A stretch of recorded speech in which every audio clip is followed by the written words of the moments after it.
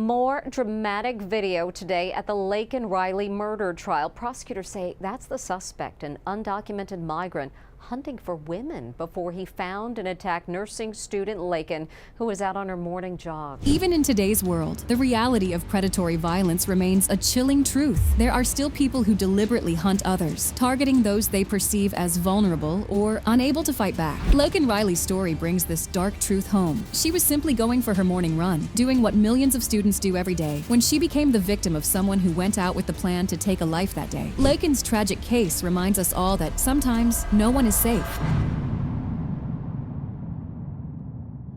Like many college students across America, Laken Riley had big dreams. At 22, she was studying to become a nurse at Augusta University's College of Nursing, hoping to dedicate her life to helping others. She enjoyed staying active and, like countless other students, found peace in morning runs around campus. But on February 22nd, 2024, what should have been a normal morning jog at the University of Georgia turned into a tragedy that would shake communities nationwide and expose deep cracks in our public safety systems. Picture a typical February morning on a college campus. At 9:03 a.m., security cameras caught Laken leaving for her run, dressed in regular workout clothes, probably thinking about classes later that day or upcoming assignments. Just 7 minutes later, something went terribly wrong. At 9:10 a.m., her phone dialed 911, but no one spoke when the operator answered. This silent call for help would later become a crucial piece of evidence in understanding what happened to Laken. The next 18 minutes were devastating. Laken's smartwatch, which she wore to track her running progress, instead recorded her final moments. At 9:28 a.m., the watch detected that her heart had stopped beating. Meanwhile, her roommates were going about their morning, not yet aware that anything was wrong.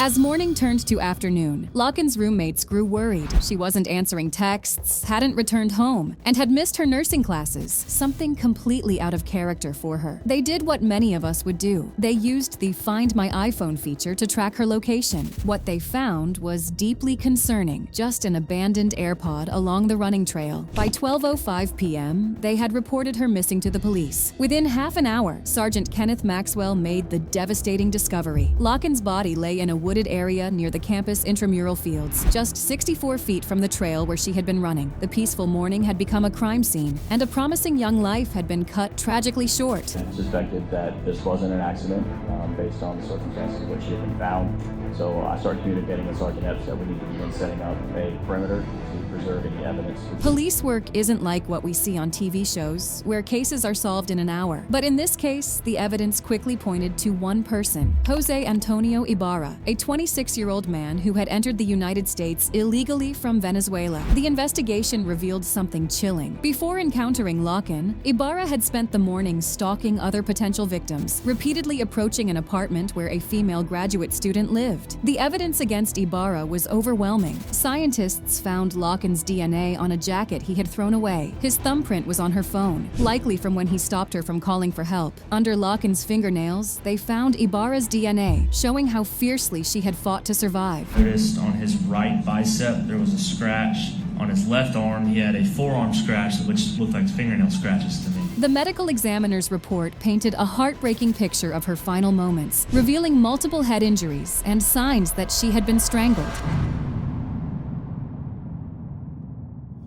One of the most frustrating aspects of this case is how many chances there were to prevent it. Ibarra first entered the United States illegally in September 2022 through El Paso, Texas. Though he was arrested then, he was released into the country. Over the next year and a half, he had several run-ins with the law. He was arrested in New York for putting a child in danger while riding a scooter without a license, caught shoplifting in Georgia, and failed to show up for his court date. Most shocking of all, evidence at the trial showed that taxpayers had actually paid for Ibarra's flight from New York to Georgia as part of a program to relocate migrants. This revelation raised serious questions. Why would someone with a criminal record be given free transportation? Why wasn't he detained when he missed his court date? How many other potentially dangerous individuals were falling through similar cracks in the system? Trial in Georgia continued today, with video being played allegedly showing illegal immigrant Jose Ibarra lurking around a University of Georgia apartment complex. It shows the man man going to the door of a student apartment. Then he goes to the back of the building to peep inside the ground-level bedrooms. Ibarra's trial was heartbreaking. Imagine how Laken's family felt as he watched this video. It's a video of Ibarra out to hunt women. More dramatic video today at the Laken Riley murder trial. Prosecutors say that's the suspect, an undocumented migrant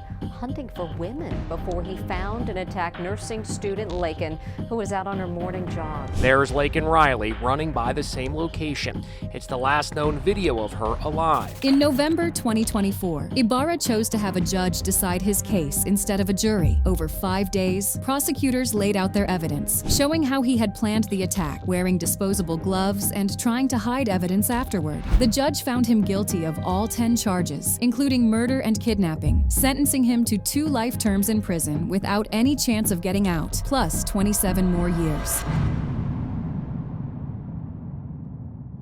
Laken's murder changed how many people think about safety, especially on college campuses. Students who once felt safe going for a run or walking to early morning classes suddenly felt vulnerable. The University of Georgia and many other schools across the country had to take a hard look at their security measures, especially around trails and less traveled areas of campus. The case also sparked intense debates about immigration policy and public safety. While it's important not to use one person's actions to judge entire groups of people, the case highlighted serious problems in how different law enforcement agencies work together, or often fail to work together, to keep communities safe. The Laken Riley case quickly became entangled in broader political debates, highlighting deep divisions in American immigration policy discourse. Ibarra's status as an undocumented immigrant who had entered through El Paso, combined with a troubling pattern of ignored red flags, including arrests for child endangerment and shoplifting, plus a failure to appear in court, sparked intense national controversy. The revelation that taxpayer funds had been used to fly Ibarra from New York to Georgia as part of a migrant resettlement program added another layer of complexity to the political discourse. The case exposed systemic failures that transcended party lines: law enforcement agencies failing to communicate, court systems unable to track individuals with outstanding warrants, and immigration policies that some argued prioritized processing over public safety. While some focused on using the tragedy to advocate for stricter border control, others cautioned against using an individual crime to characterize entire immigrant communities. The politicization reached a peak when President Biden faced criticism for referring to Ibarra as illegal during his State of the Union address, later apologizing and changing his terminology to undocumented, a semantic debate that further inflamed already heated political tensions.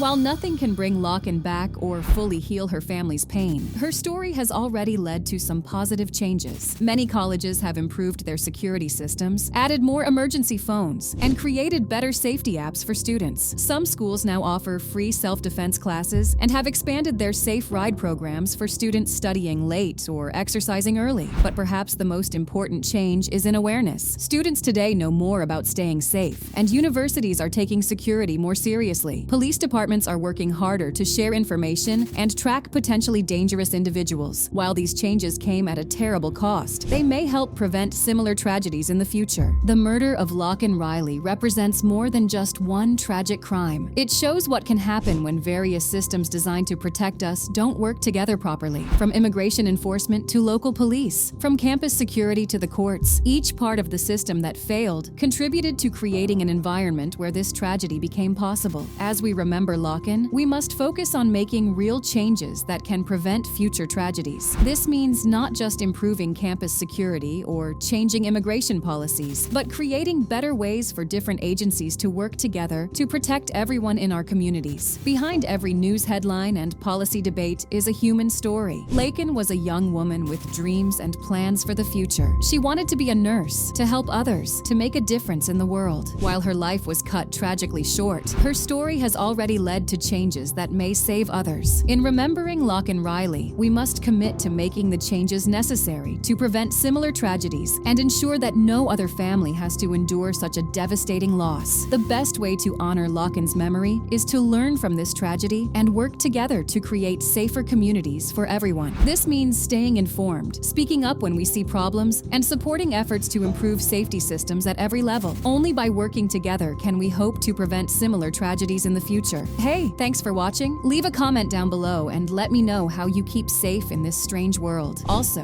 what other true crime cases would you like me to cover? Before you leave, make sure you like and subscribe. Catch you soon. Stay safe.